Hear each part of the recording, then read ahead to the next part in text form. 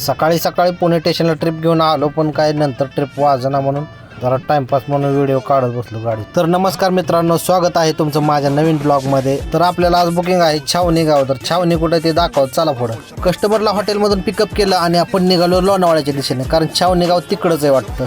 हा झेंडा तर तुम्हाला माहितीच आहे कुठला आहे. आता या गाडीला फॅन्सी नंबर प्लेट आहे, पण कोण काय बोलणार हो, वकिलाची गाडी आहे म्हणलं तर कशाला कोण काय बोल. मुकाई चौकातला हा बस स्टॉप एकले त्रास द्यायला लागलाय बघा. बस मध्ये उभा पॅसेंजर जाणार कुठनं बसणार कुठनं. मुकाई चौकाचं ट्रॅफिक पास करून आपण लागलो एक्सप्रेसला. हे बघा लोधाच्या बिल्डिंग. आज काय आपल्याला कंटेंटच सापडत नव्हता बघा. आपलं पुणे मुंबई एक्सप्रेस रोड हे बघा, फॉर्च्युनरने ओव्हरटेक करून गेले आपल्याला.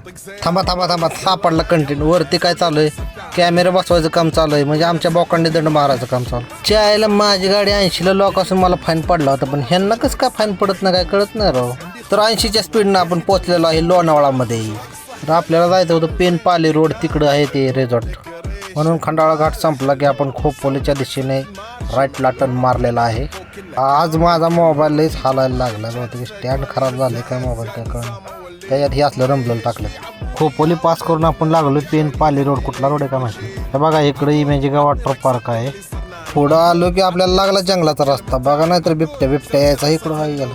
आता हा रस्ता बघा किती बारीक आहे, जंगलात नाही पूर्ण. हे मोठी लोक नेमकं जंगलात जाऊन करतात तरी काय कळत नाही राव एवढं. बघा की एक तर गाडी येताना किंवा जाताना तरी दिसते का.